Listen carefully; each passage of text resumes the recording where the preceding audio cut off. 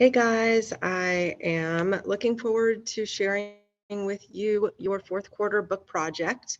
And as you can see on the screen here, this is going to be a one pager. So let me explain here. The whole point of this isn't to give you something to tell me all about your reading strategies and about the plot and conflict and character development and all of that. No, the goal of this is simply for you to enjoy reading and to demonstrate your joy of reading through a project.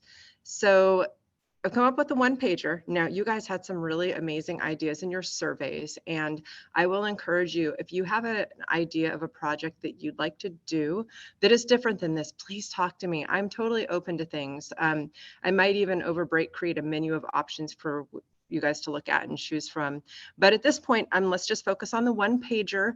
This is not due until Friday, June 16th. I know that's a long way out, but when I look at the calendar, I see a lot of things. I see what we're going to be doing in this class, what you're going to be doing in social studies classes, and what you'll be doing with the SBA and your iReady lessons being due on June 2nd. So I see a lot of things ahead of us. And so I don't want to rush this. I want you to enjoy this and to enjoy the process. And honestly, some of you are going to finish it probably in the month of April, and that is totally fine.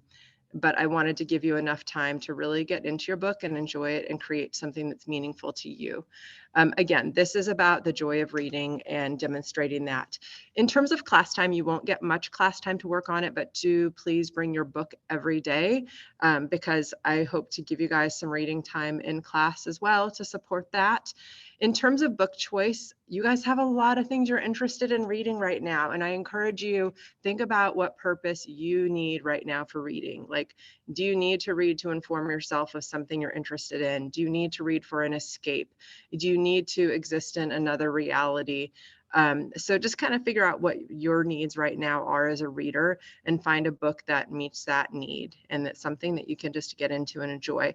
I would like you to stay away from manga and graphic novels, not because they're not good books, because they are, and there's a lot of quality elements that they present, but I would like you to dive into more words than images, just to give yourself a chance to subtly develop your reading skills. So not that you can't do that through graphic novels and such, but I would like you to stay away from those if possible. So let's talk about what you're going to be doing here. Your one pager, as it says here, it's that creative response to your learning experience. You're going to use a piece of white paper unlined. You get to choose the size of it. You're going to give a title for it that reflects the book.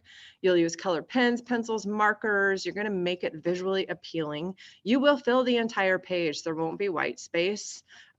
And you're going to be purposeful about the arrangement of it. So make it something that is, again, meaningful to the book and what you're trying to communicate about the book. Your name will be on the back. And if you do want to type things, I know some of you will do better typing than handwriting. You are welcome to do that and glue it onto your paper after you print it out. So that's an option. So your one pager, let me show you some examples here and then we'll come back to what it will include. Okay, so here are some examples of one pagers. I will say these right here, the first ones, they don't have borders on them, but they do have very quality representations of their stories. And then we see another one there and a whole collection of them here. So you are going to be creating something similar to this. Isn't this beautiful and just such a great representation of what people have read? So in your one pager, you are going to, let's come back to the requirements here. You're going to have a title. You're going to have a symbolic colored border around the edges. So think of images, objects, places, setting related to the story to create this really cool border. Use question stems and shoes and write one level 2 or 3 questions. So you're just going to choose one question from the level 2 or 3s. So if you look here, you'll see level 2 and 3. So you're going to choose one question from here and write more than one sentence. Notice it says sentences, complete sentences, to answer that question. 3 visuals to represent important people's events or ideas from your book, at least. You can trace them if you need to. Find a quote from the book. So this is beautiful. As you're reading, maybe have a sticky note or 2 around. So a quote that is meaningful to you, sticks with you in some way, just grabs you. Write it down and make a connection with a quote, the text to text, text to self, text to world. So down here you see just some sentence stems to help you with text to text and text to self and text to world connections. So choose one connection from that quote.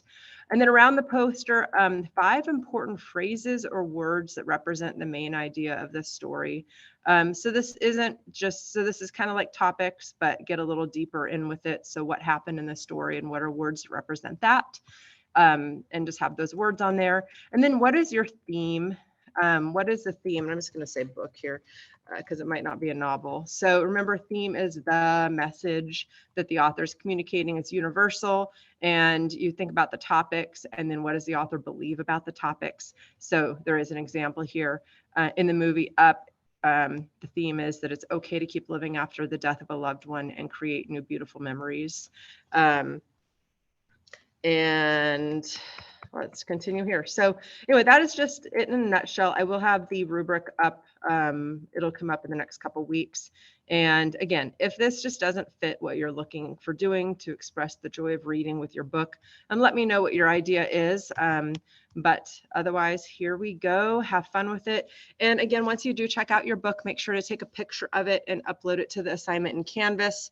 I encourage you to maybe check out a couple books and get a feel for them over break to see if there's one that you might prefer doing this project for versus the other. So there is flexibility there as well. And again, this isn't due till June 16th. You have a lot of time to spend. And if you read a couple books, you can choose which one is really kind of best suited for this in terms of your own experience. So yeah, so have fun with this. And I look so forward to seeing what you guys come up with. I mean, like, aren't these beautiful? This is really neat. It's a really powerful way to connect with what you're reading. All right, take care. And I look forward to hearing your other ideas as well.